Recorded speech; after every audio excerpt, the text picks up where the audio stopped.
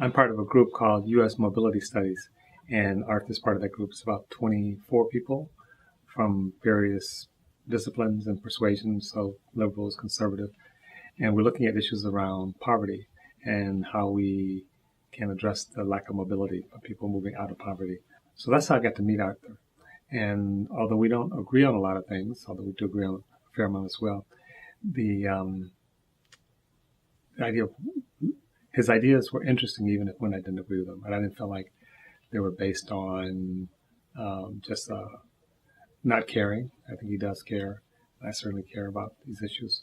And we have an agreement on end goals of trying to do something about poverty, reduce it, making more people have more mobility.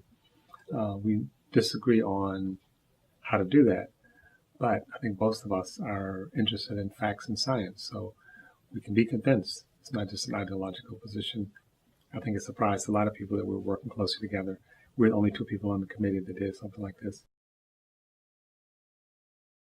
The main focus of the piece is about othering, and that in terms of poverty, there are a lot of groups that other, but and othering basically means not treating people or accepting people as full human beings, both as a emotional, psychological level, but also as a policy, structural level. And when you don't see people as full people, there's something wrong with them. Maybe they're lazy, maybe they're not motivated, then you don't feel like investing in them. And so the idea, and that's in part called othering, when you don't see people as full people.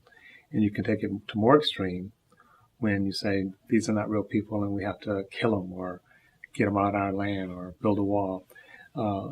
So the poor of it as well. And it's compounded if it's poor blacks, poor Latinos, poor.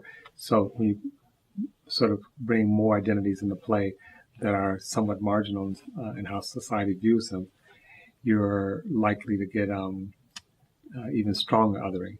And the idea is that when you have strong othering, as you do with the poor, it's hard to develop good policy. And it's not because the policy is not sound, it's because people don't care.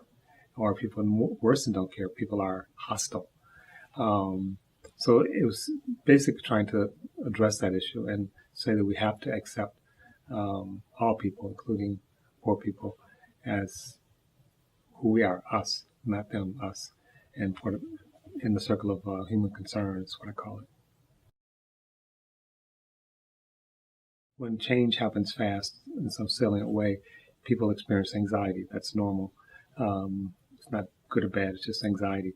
The shape that anxiety takes depends on a number of things, but also depends on the narratives or stories that we're told, which usually comes from opinion leaders or leaders generally. So when the leaders basically say, okay, you experienced all this change, and we're experiencing a lot of demographic change in the country and around the world. And it's like, well, there are a lot of people here who are not part of the dominant group. And the response, the stories that normally are shaped around them take two different registers. One is those people, whoever they are somehow dangerous. And it could be they're stealing our jobs, they're stealing our women.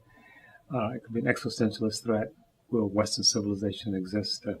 Whatever. And that's called breaking. And to extreme, breaking encourages violence, encourages genocide. It refuses to acknowledge another person's humanity. Bridging is the other major register. And bridging is, yes, the world is changing. We are changing as a culture, as people, but it's good. We've always been changing. People always change. We're learning. We're developing. And I want to hear your story. I want to hear why you're here. And I want to hear, more importantly, I want to hear your suffering.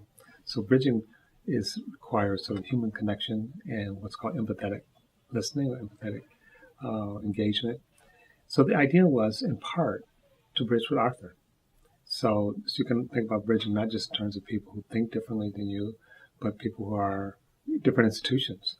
And so it doesn't mean you abandon your position, but it means you listen to the other person, you engage them, you give them the benefit of the doubt, and you acknowledge their humanity. A lot of times when people come together and there's differences, they start with the issues. You think we shouldn't build low-income housing in the suburbs. I think we should. And those are important questions, but in a sense, those are end questions. The first thing is, what are we trying to do? And even more importantly, who are we? Who do we think of ourselves? Do we think of us as good people, caring people? Do we think of ourselves as isolated people? So when you sit down with someone and talk to them and spend time with them, you get a chance to move below the issues. And people would say, move from issues to interests. And I think that's a good move. But even a deeper move is move from interest to values and values to being. And people do that naturally. You don't have to say, okay, let's talk about values now. You sit down and talk to someone in a real way, and within a short period of time, they tell you about their kids, and they tell you about their hard time. They tell you about maybe when they didn't get their job, or when their dog died, or when their mother died. But they tell you about their life, and their life is punctuated with suffering. And then they tell you about where they're trying to get to. And I'm hoping that I'll move and have enough money. I think usually when we have someone as an opponent, we actually don't get to certainly being. We actually don't even get to values or issues. We just get to policy. So the policy you want, the policy I want are different. It may be, though, that our goals are the same, and we are interpreting the data differently. So I think moving to the suburbs will actually not only help low-income people who are, but it would help all of us. You might think, no, to move low-income people to the suburbs would isolate them and would make them worse off and make the suburbs. So anyway, so those assumptions oftentimes is what we're arguing, and we never state them. And then we don't trust each other. And so I certainly have a lot more confidence in Arthur. And the opportunity to do that again with Arthur and others would be something I'd be very interested in. And I sort of thought about it in terms of the political climate. But from a human perspective, it's quite profound to just, and so much so that if I hear Arthur say something with someone that I'm bridging with, it's really, I really disagree with. I want to know what they really meant. Did I get it right? So it calls for a deeper inquiry, not just into them, but also into myself. And then finally, I'm very clear about my goals, and that they're non-negotiable, like in terms of treating people well with human dignity. The process and the history is much more contingent. I don't know the best way to do that. I don't know necessarily what works.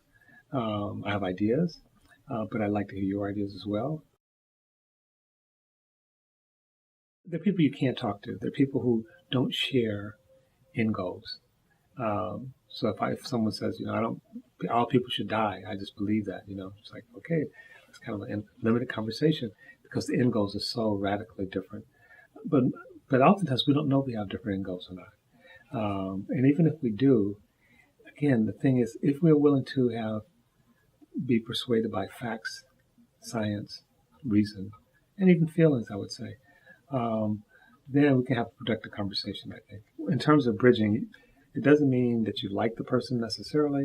It doesn't mean that you're going to agree on policy. It doesn't mean you're not going to oppose the person. But it does mean you recognize the person's humanity. And it's like, well, I see that this person really is trying to raise their kids well. And I think raising their kids well means locking them in a closet or having them skip meals. So people have different ideas. Oftentimes when we fight each other, we forget that we're fighting with people who also have concerns and fears and hopes. They just become the enemy. They just become the other team. They just become them. They become caricatures of themselves. And it's easy to dismiss them. To understand people, even if you ultimately disagree with them, is very valuable. And I suggest if you really understand people and even love them, that many of those disagreements go away, or it creates a container to hold those disagreements. And you don't go to the extremes, like because I disagree with you, you have to die. It's like, can I disagree with you and still love you? But it's really valuable, not just it's not even just an efficiency thing, like we'll make better decisions, we'll be better people.